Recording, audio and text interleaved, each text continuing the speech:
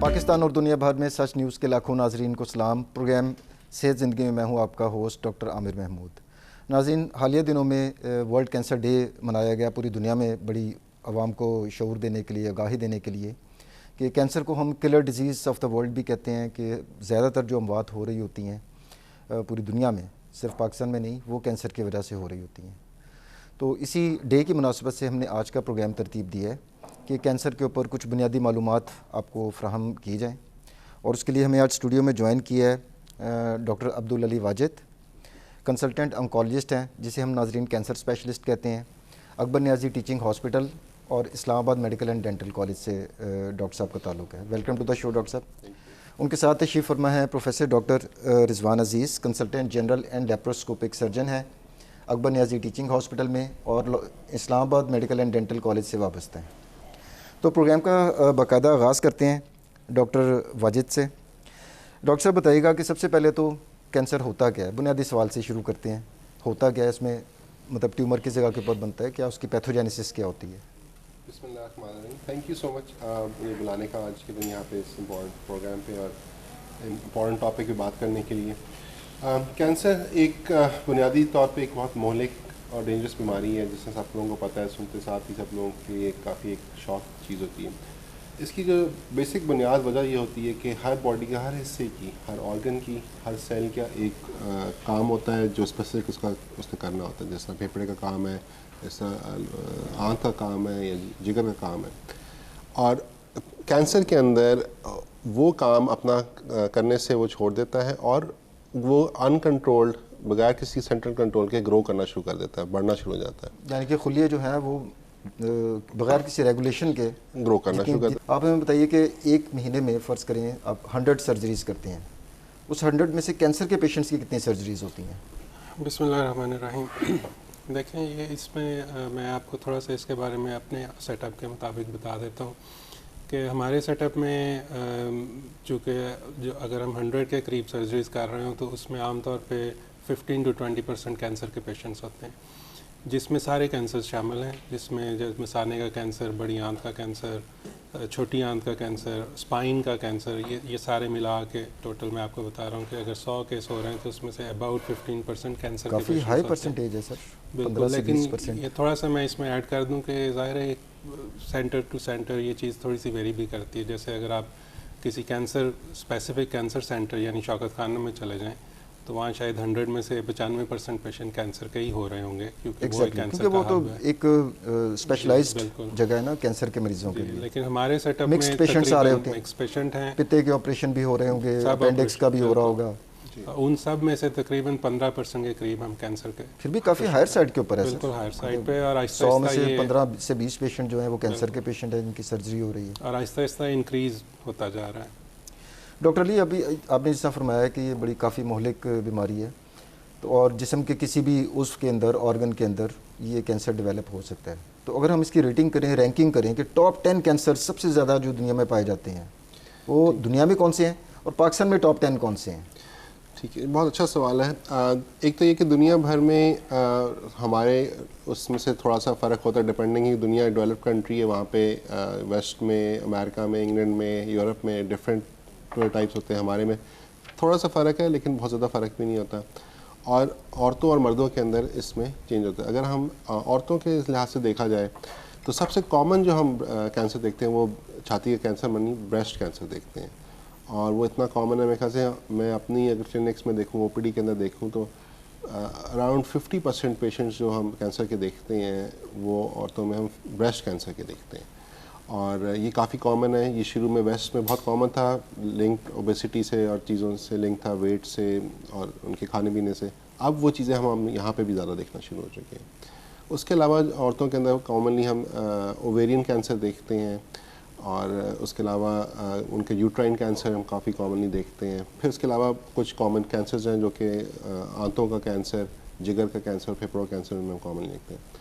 मर्दों में सबसे कॉमनली जो हम कैंसर देखते हैं वो प्रोस्टेट और लंग कैंसर काफ़ी कॉमनली देखते हैं। प्रोस्टेट वो तो हम उसी तरह देखते हैं सर, औरतों में होता है कि वो प्रोस्टेट मैन का एक हार्मोन्स है और उसके अंदर वो प्रोस्टेट मैन के अंदर ही होता है, तो उसके अंदर ही उनका हम कैंसर काफ़ी कॉमनली देखते हैं और दुनिया भर में भी कॉमन है। दूसरा जो हम उसमें सबसे कॉमन कैंसर हम देखते हैं मर्दों में वो हम लंग कैंसर देखते हैं। और ये भी जिस तरह वेस्टर्न कल्चर को फॉलो करते हुए वहाँ पे भी इसका काफ़ी कॉमनली स्मोकिंग से रिलेटेड होता था। जब सालों में स्मोकिंग बढ़ी, लंग कैंसर की इंसिडेंस भी बढ़ना शुरू हो गया।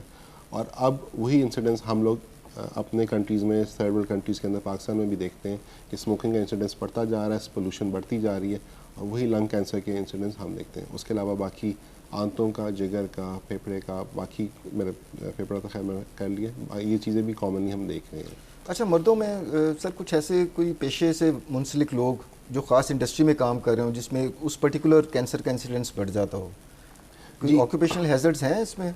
डेफिनेटली ऑक्यूपेशनल हैज़र्ड्स होते हैं, लेकिन नॉर्मली ऑक्यूपेशन हैज़र्ड्स जैसे मैं आपको बताता हूँ कि कराची में शिप बिल्डिंग के हिसाब से होता है, जहाँ पे लोग शिप ब्रेकिंग करते होते हैं, जो लोग ग्लास फैक्ट्रीज़ में काम करते होते हैं, वहाँ पे लंग कैंसर्स के या एक टर्म होता है, मेडिकल टर्म मेसोथेलियोमा, उसके अंदर हम लोग देखते हैं। उसके अलावा जो लोग ऐसी जगह पे काम करते हैं जहाँ पे रेडिएशन ज़्यादा होती है, जैसे कि कोई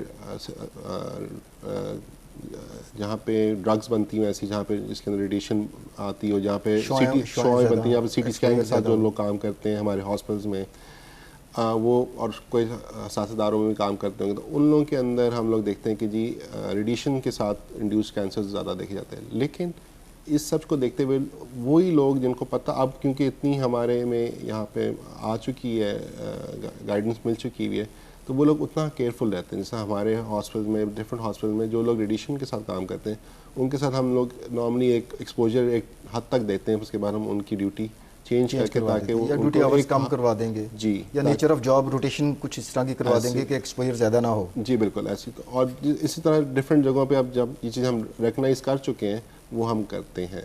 तो मेजॉरिटी ऐसी चीज़ें हैं। ऑब्वियसली कुछ जगह ऐसी होंगी पाकिस्तान में जो नहीं अवॉइड कर सकते होंगे, जिस तरह लेट से कोई शिप बिल्डिंग में काम कर रहा है या ग्लास फैक्ट्री में काम कर रहा है, उसके पास ये ऑप्शन ना हो कि वो डिफरेंट जॉब चेंज कर सके, तो वो एक चीज़ होती है, बट वो माइनॉरिटी है, बहुत ज़्यादा कॉमनली हम नहीं देखते वो। डॉक्टर रिजवान से पूछते हैं, सर आमतौर पे ऑपरेशन दो तरह से होते हैं। एक तो ये है कि आप उस जगह को पूरा खोलें और ऑपरेशन करके उस जगह को सही करें या कोई चीज़ रिमूव करें और उसके बाद उसको बंद कर दें। एक दूसरा जिसे हम टेक्निकली तो लेप्रोस्कोपिकली नाज़रीन कहते हैं, लेकिन आपको शायद वो कैमरे की मदद से होने वाले ऑपरेशन के नाम से लोगों को पता है। इसका एक तो सर डिफरेंस ज़रा पब्लिक को बता दें, क्योंकि लोगों में बड़ी कन्फ्यूजन होती है कि कैमरे से ऑपरेशन किस तरह हो जाता है, नंबर 1। नंबर 2 ये कि कैंसर के भी कुछ ऐसे आप पेशेंट्स हैं जो लेप्रोस्कोपिक सर्जरी से, यानी कि कैमरे की मदद से ऑपरेट करके आप ट्यूमर को निकाल सकते हैं। अच्छा, इसमें बिल्कुल ये डेफिनेटली बड़ा स्पेसिफिक सर्जरी से रिलेटेड क्वेश्चन है, मेरे टॉपिक से रिलेटेड है। तो इसमें सबसे पहले तो आपने पूछा है कि लेप्रोस्कोपिक में या कैमरे वाले ऑपरेशन में और ओपन में क्या फ़र्क होता है। उसमें देखें, ओपन में तो ट्रेडिशनल तरीके से ऑपरेशन करते हैं कि बहुत बड़ा कट लगाते हैं ऊपर से नीचे तक, और फिर जो भी ट्यूमर या जो पार्ट निकालना वो निकाल के फिर उसको वापस बंद कर देते हैं।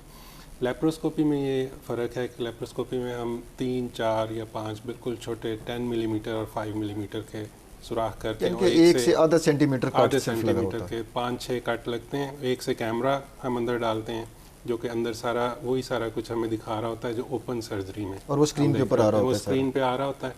अब बाकी जो कट्स हैं उनसे हम इंस्ट्रूमेंट्स अंदर डालते हैं, और वो जिस पार्ट को हमने निकालना होता है उसको निकाल के तो फिर उन कट्स को हम बंद कर देते हैं। तो उसके तो सर निशान भी बाकी नहीं रहते, उसके निशान भी बाकी नहीं रहते। ओपन सर्जरी में तो टांकों के निशान भी बन जाते हैं जिस्म के ऊपर। जी, तो अब इसमें जो ख़ास बात है वो ये है कि बाज़ हमारे यहाँ कॉन्सेप्ट लोग ये कहते हैं कि कैमरे के ज़रिए ऑपरेशन को इतना ज़्यादा वो अप्रिशिएट नहीं करते, कि उसमें लोगों का एक फ़ियर है कि शायद अंदर रह जाता है या पूरा निकल नहीं पाता। हालांकि ऐसा बिल्कुल सर हमारी कौम तो कोई नई टेक्नोलॉजी आती है उसको हमेशा रेजिस्ट ही करती है। तो मेरे बड़े भाई हैं वो कहते हैं जब ऑटोमेटिक गाड़ियाँ आई तो यहाँ पर मैकेनिक हजरात कहते थे कि जी ये तो फेल टेक्नोलॉजी है, मैनुअल गियर वाली गाड़ी जो है वो कामयाब है। अब हर तरफ आपको ऑटोमेटिक गाड़ियाँ नज़र आती हैं। नाज़रीन, यहाँ पर वक्त हुआ एक छोटे से वक्फे का, let's take a short break.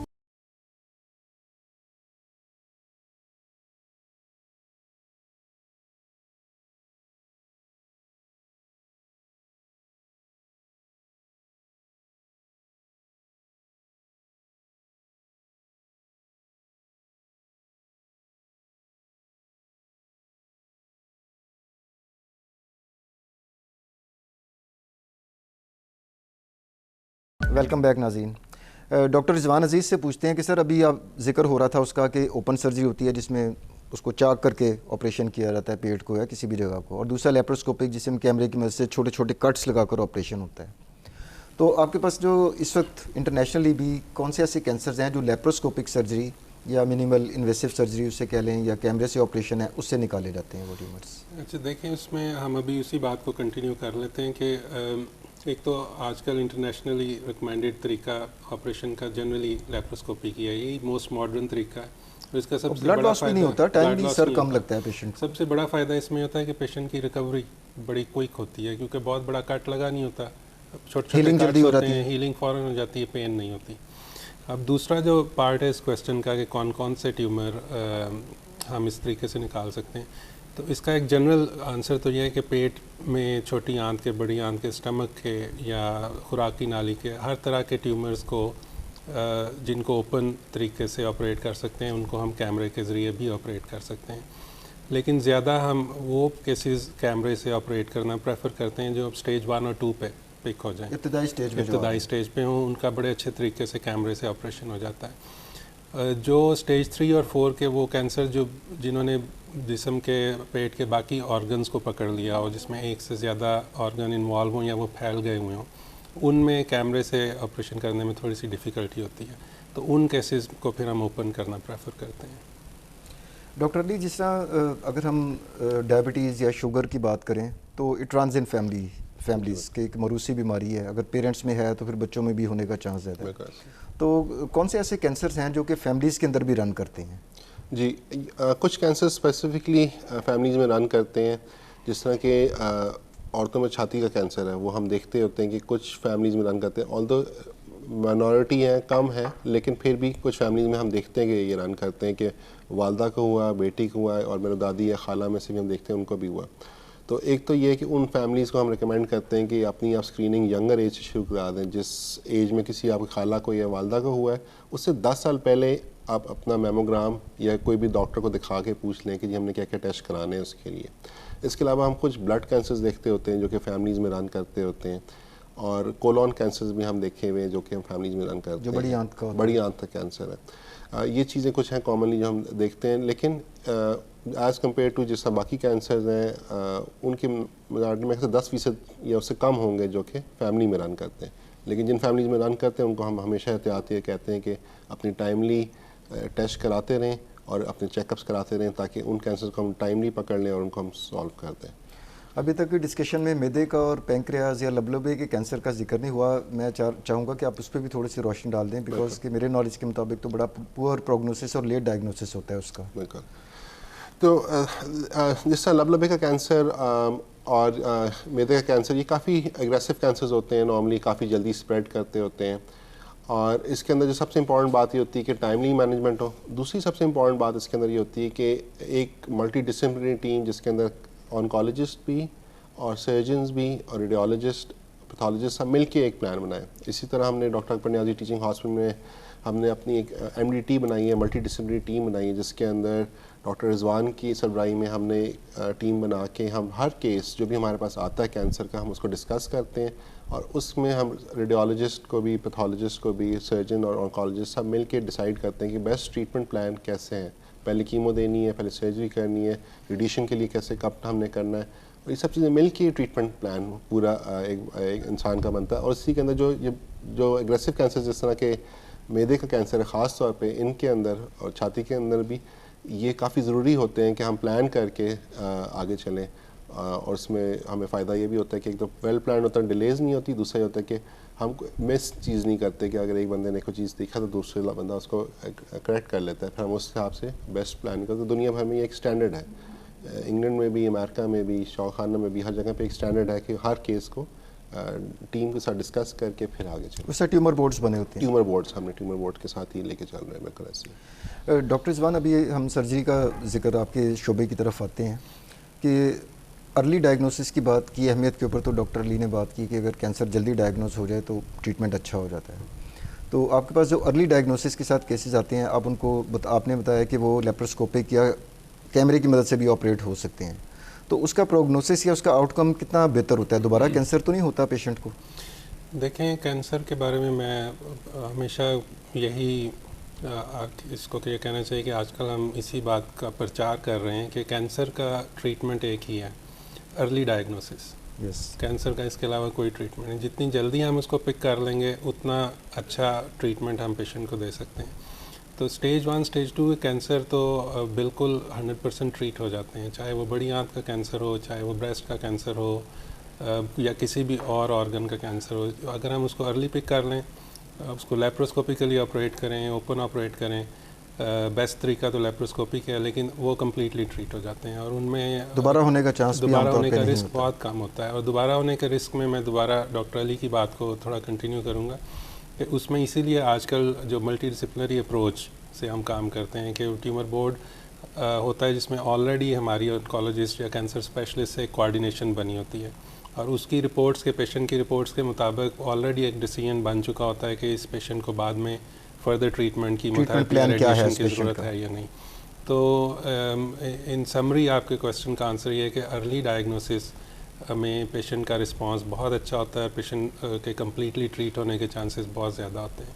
तो इसलिए बिल्कुल ज़ोर इसी चीज़ पे आजकल हम लोगों का, और इसी चीज़ को हम एडवर्टाइज़ भी कर रहे हैं कि प्लीज़ अगर आपको किसी भी किस्म के सिम्टम शुरू हों, आप ज़रूर हेल्थ प्रोफेशनल से कांटेक्ट करें। Early diagnosis is the key. Doctor Ali, ख़वातीन में आपने बताया सर फहरिस्त जो है वो छाती का सरतान, ब्रेस्ट कैंसर है, तो इसमें क्या हर जो छोटी सी गिल्टी होती है वो कैंसर हो सकती है या इसकी कोई और वजूहात भी हो सकती हैं? बिल्कुल ऐसे ही है। हर गिल्टी कैंसर नहीं होती, इसमें से कुछ माइनॉरिटी होती है जो कैंसर बनती है। ये तो आपने हौसला अफजा बात कर दी है। बिल्कुल, और इसी के बेस पे हम लोग चाहते हैं कि मेरा औरतों को भी अंदाज़ा हो कि जी ज़रूरी नहीं होता कि हर गिल्टी को आप डर जाएं या एक चीज़ उसमें हो, उसको चेकअप कराएं। और एज के हिसाब से हम नॉर्मली देखते होते हैं, फैमिली के हिसाब से देखते होते हैं, जो ओल्डर एज की औरतें होती हैं 40-50 साल से ऊपर की, उनके अंदर गिल्टी बनने का हमें थोड़ा ज़्यादा खदशा होता है कि जी कैंसर हो सकता है। जो यंगर औरतें होती हैं उनके अंदर खदशा कम होता है, लेकिन इसका ये मतलब नहीं होता कि उनमें नहीं है। हम फिर भी देखते हैं, यंगर एज ग्रुप में भी देख लेते हैं। तो मकसद आखिर में ये होता है कि जितना जल्दी उसको आप चेकअप कराएँ उतना बेहतर होता है। और अक्सर काज ये बिनाइन भी निकल आती हैं तो एक ज़हनी तौर पे बंदा इत्मीनान में आ जाता है कि भाई ठीक है, कुछ भी नहीं है। और अगर ये खुदा न खास्ता इसमें कैंसर निकल आता है तो फिर भी अच्छी बात है कि उसकी ट्रीटमेंट फ़ौरन शुरू हो जाती है और वो क्योर होने के चांसेस बहुत अच्छे होते हैं। तो अगेन हमारा आखिर में मैसेज सबको ये होता है कि जब भी कोई इस तरह के अलामात होते हैं, कोई गिल्टी बनती है, उसको सिर्फ ये ना समझे कि शायद ये बिनाइन होगा, उसको दिखाएँ और उसका चेकअप कराएँ, उसको रिमूव कराएँ ताकि हम उसकी ट्रीटमेंट जो है वो प्रॉपर्ली कर लें और इंशाल्लाह उसकी तो ब्रेस्ट कैंसर की जो लंप होता है ये एसिम्प्टोमेटिक होता है, इसकी कोई अलामात होती हैं या बस ऐसी फीलिंग होती है कि ये कोई गिल्टी सी बनी हुई है?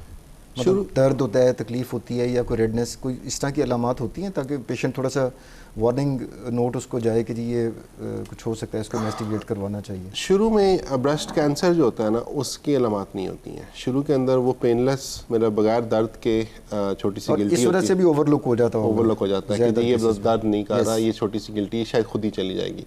कैंसर शुरू में दर्द नहीं करता था, इन्फेक्शन अदर हैंड पर दर्द करती होती है। और या कैंसर जब वो बड़ा हो जाता है, बढ़ जाता है एक हिस्से से, तो फिर वो दर्द करना शुरू करता है। तो हम ये कहते हैं कि बेशक वो बगैर दर्द की गिल्टी है, उसको लाजमी चेकअप कराएं और उसके लिए हिसाब से फिर आगे ट्रीटमेंट को लेके चलें। अच्छा, अभी मुख्तलिफ़ किस्म के कैंसर पे अभी बात हो रही है, जिसमें छाती का भी आ गया, हमारा लंग्स का कैंसर भी आ गया, फेफड़ों का, पित्ता, लबलबा और ये इसका मैदे का कैंसर भी आ गया, आंतों के कैंसर भी बात होगी। इसमें कौन से ऐसे कैंसर हैं जो कि अगर डायग्नोस हो जाएं तो अद्वियात से बड़े अच्छे ट्रीट हो जाते हैं, और कुछ कौन से ऐसे हैं जो बिल्कुल ही रिस्पॉन्ड नहीं करते या जिसमें मरीज़ की जो मौत है या लाइफ बहुत कम हो जाती है? मेरे ख्याल से हाँ जी, कुछ कैंसर मैं इस तरह इसको फ्रेज करना चाहूँगा कि कुछ कैंसर ऐसे होते हैं जो कि हमें शुरू की स्टेज में जल्दी पता चल जाते हैं। जिस तरह छाती का कैंसर है या अक्सर औक़ात कोलोन कैंसर हमें जल्दी पता चल जाता है, क्योंकि वो उसके जो असरात हैं या उसके सिम्टम्स हैं वो जल्दी सामने आ जाते हैं। जैसे छाती के सामने गिल्टी आ जाती है, कोलोन के अंदर हमें ब्लीडिंग आ जाती है शुरू, या मैदे में जलन होना शुरू हो सकती है। इसी तरह कुछ कैंसर हमें फ़ौरन पता चल जाते हैं। तो जो कैंसर हमें जल्दी पता चल जाता है उसकी ट्रीटमेंट हमें फ़ौरन हम उसकी कर सकते हैं और कंप्लीट ट्रीटमेंट की ओर, अर्ली स्टेज की तरह हम क्योर कर सकते हैं। और कुछ कैंसर ऐसे होते हैं, ख़ास तौर पर जैसे लबलबे का कैंसर है या कभी कभी जिगर का कैंसर या मैदे का कैंसर, और अक्सर औक़ात हम फेफड़े के कैंसर के अंदर भी यही देखते हैं कि वो शुरू के स्टेज में नहीं कोई सिम्टम कॉज करता। शुरू के स्टेज में आप कुछ पता नहीं चलता जब तक वो थोड़ा सा बढ़ नहीं जाता। उसमें फिर ये इसी तरह लबलबे का कैंसर काफ़ी वजह से काफ़ी डेंजरस कंसिडर किया जाता है, और इस तरह जिगर कैंसर भी काफ़ी डेंजरस कंसिडर किया जाता है। जब एक हद से बढ़ जाता है तो फिर हमारा कंट्रोल करना काफ़ी मुश्किल होता जाता है। लेकिन उसके साथ साथ अब काफ़ी ज़्यादा एडवांस ट्रीटमेंट्स आ चुकी हैं, जिस तरह के फेफड़े का कैंसर है, लंग कैंसर, इसके अंदर काफ़ी नई ट्रीटमेंट्स आ चुकी हैं।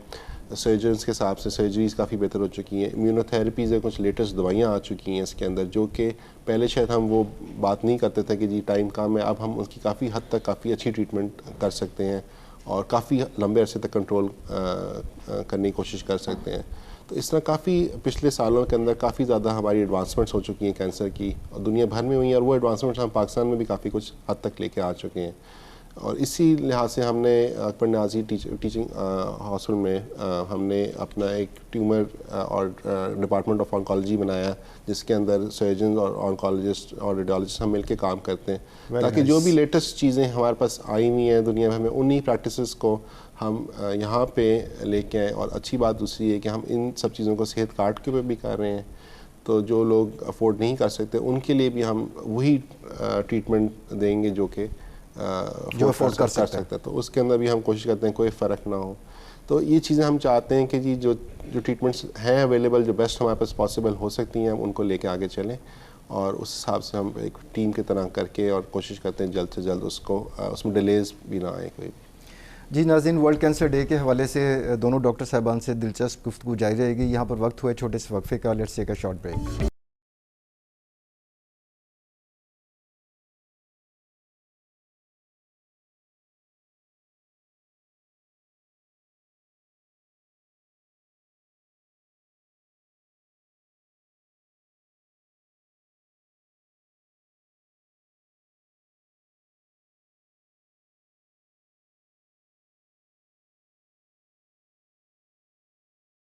वेलकम बैक नाजरीन।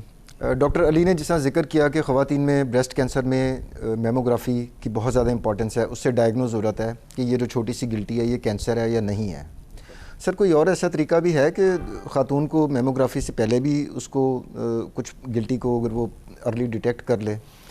देखिए ये बड़ा अच्छा क्वेश्चन है। इसमें हम पहले भी काफ़ी दफ़ा ये बात करते आए हैं, और अभी भी मेरे ख्याल मैं इसी बात पे इंसिस्ट करूँगा कि हमारी कम्युनिटी में हमारी ख़वातीन में इस बात को पे ज़ोर देने की बहुत ज़रूरत है कि सबसे ज़्यादा इम्पॉर्टेंट उनके लिए सेल्फ़ एग्ज़ामिनेशन, ख़ुद अपना मुआयना करें, हर महीने करना होता है। और जैसे ही वो किसी किस्म की कोई चेंज महसूस करें, चेंज का मतलब ये है कि स्किन में कोई चेंज महसूस करें, या कोई गिल्टी महसूस हो, पेन महसूस करें, या कोई डिस्चार्ज हो निपल से, ये अगर 4 अलामात हों तो फ़ौरी तौर पे किसी न किसी डॉक्टर से, अपने फैमिली फिजिशियन से या किसी हॉस्पिटल में रब्ता करना चाहिए। अब उसी के सीक्वेंस में मैं थोड़ा सा ऐड कर दूं कि हमने अपने doctor Akbar Niazi teaching hospital में एक सर्विस शुरू की है, जिसको हम वन स्टॉप ब्रेस्ट सर्विस का नाम हमने दिया है।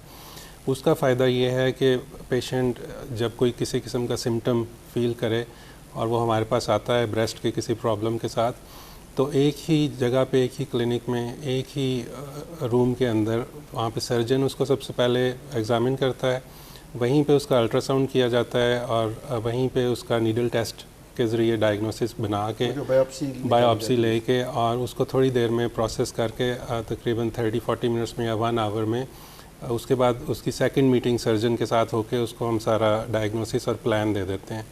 और उस प्लान में ऑफ कोर्स उसका तशख़ीस शामिल होती है कि कैंसर है तो आगे ये प्लान होगा, कैंसर नहीं है तो ये प्लान होगा। और इसमें ख़ास बात मैं ऐड करना चाहता हूँ कि हमारे सेटअप में जब ये क्लिनिक हमने जब से शुरू किया है तो ख़वातीन के उसके लिए कि वो हमारे पास फ़ीमेल सर्जन्स और फीमेल अल्ट्रासोनोलॉजिस्ट और फीमेल पैथोलॉजिस्ट हैं जो ये सारे प्रोसीजर्स परफॉर्म करती हैं। तो इस सिलसिले में उनको घबराने की ज़रूरत नहीं है। किसी भी किस्म की कोई सिम्टम गिल्टी महसूस हो, फ़ौरी तौर पर रब्ता करना चाहिए। मैं अगेन दोबारा उसी बात पे स्ट्रेस करूँगा कि early diagnosis is the key. जितना जल्दी कैंसर पकड़ा जाता है उतना उसके 100% ट्रीट होने के चांसेस ज़्यादा होते हैं। काफ़ी वैसे इंपॉर्टेंट सर आपने डेवलपमेंट शेयर किया है, क्योंकि पाकिस्तान में जो ट्रेंड है वो ये है कि एक प्राइवेट हॉस्पिटल है तो वहाँ पर मेडिकल ऑन्कोलॉजिस्ट प्रैक्टिस कर रहे हैं, तो पेशेंट को पहले उसके पास जाना है, उसके बाद वो हो सकता है रेफ़र करें कि जी आप रेडिएशन ऑन्कोलॉजिस्ट से मशवरा कर लें, या अगर वो समझ रहे हैं ऑन्कोलॉजिस्ट के सर्जरी की ज़रूरत है तो हो सकता है सर्जन को रेफ़र करें। तो ये जो आपने वन स्टॉप ब्रेस्ट क्लिनिक का जिक्र किया, ये तो बड़ा अच्छा हो जाता होगा कि पेशेंट को इतनी इनकन्वीनियंस नहीं होती होगी इसमें, एक ही जगह से उसकी सारी इन्वेस्टिगेशन भी हो गई और मुख्तलिफ स्पेशलिटी के लोगों ने इसको एग्जामिन भी कर लिया और ट्रीटमेंट प्लान भी आपस में डिस्कस हो गया। बिल्कुल एग्जैक्टली, ये मल्टी डिसिप्लिनरी अप्रोच है और ये it's a rather new concept, ये अभी पाकिस्तान में उस तरह से अवेलेबल नहीं है और I am very proud to say कि हमने अपने सेटअप में ये अल्हम्दुलिल्लाह शुरू किया है। इसमें पेशेंट का सबसे बड़ा फ़ायदा ये होता है कि उसको बार बार चक्कर नहीं लगाने पड़ते, एक ही दफ़ा में एक ही मौके पे एक ही ओकेजन पे उसको सारा डायग्नोसिस मिल जाता है, प्लान मिल जाता है और ये सारे और बाकी सारे डॉक्टर्स जो हमारी टीम में अटैच होते हैं उन सब के साथ डिस्कशन भी वहीं हो जाती है।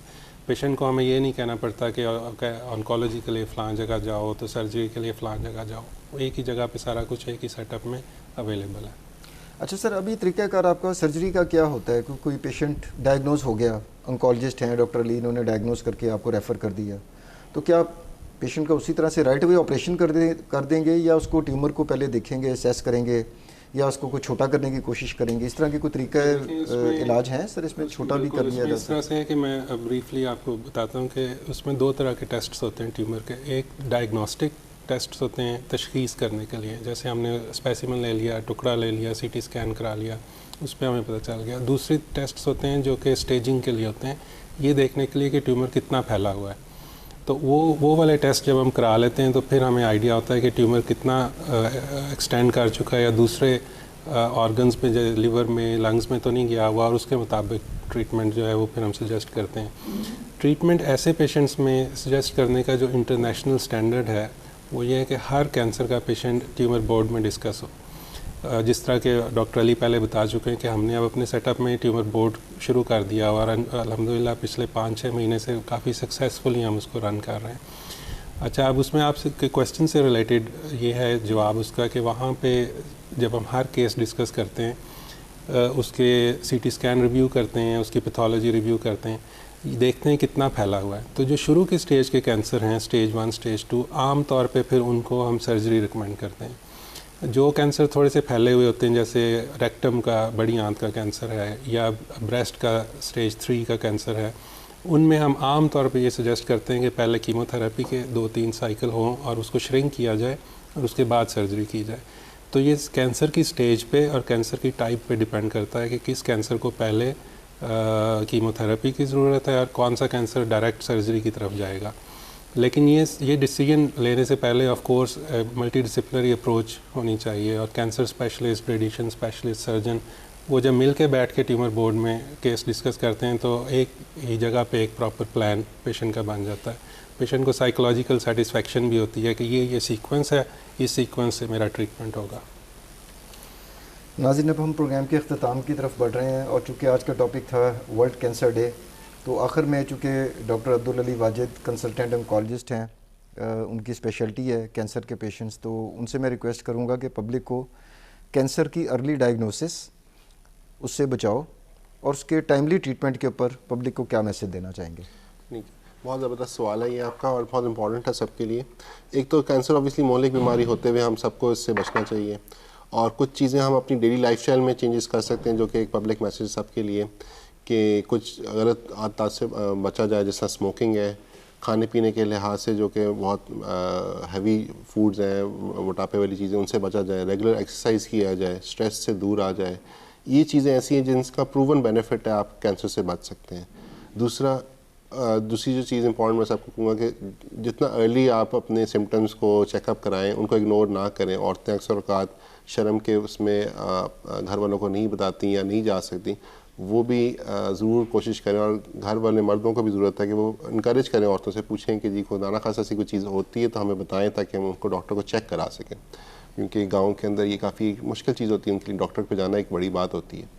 एक तो दूसरा मैसेज मैं कहूँगा कि इन सब चीज़ों से मेरा बचा कैसे जाए। दूसरा, हेल्दी लाइफस्टाइल रखें, रेगुलर फ्रूट्स खाएँ, स्मोकिंग से दूर रहें, जल्दी चेकअप करवाएं और डॉक्टर से आप जब ऐसा कोई लंप होता है या फैमिली फिजिशियन के पास जाते हैं तो उनसे पूछें कि खुदा न खासा कि कैंसर है तो इसकी हम फर्दर हमें टेस्टिंग कैसे कर सकते हैं और हमें कैंसर डॉक्टर्स के पास रेफ़र करेंगे ज़रूरत है तो। जी नाज़रीन, आखिर में मैं प्रोफेसर डॉक्टर रिजवान अजीज़ और डॉक्टर अब्दुल अली वाजिद साहब का तहे दिल से मशकूर हूँ कि उन्होंने इस प्रोग्राम में शिरकत करके आप लोगों तक इतनी वैल्यूएबल इंफॉर्मेशन पहुँचाई।